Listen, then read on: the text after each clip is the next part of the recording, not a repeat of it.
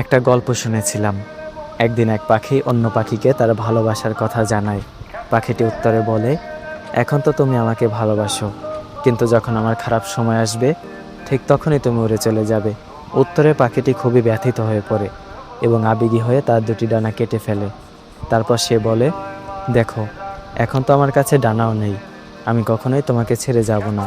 তারপর তারা একসাথে জীবন কাটানো শুরু করে।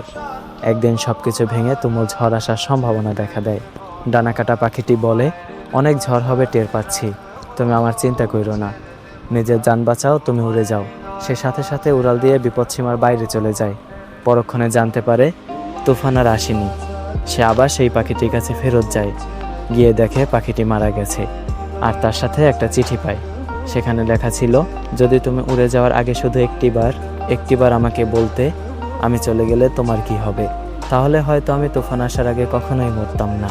এই পৃথিবীতে এমন কিছু মানুষও ঠিক উড়ে যাওয়া পাখির মতো।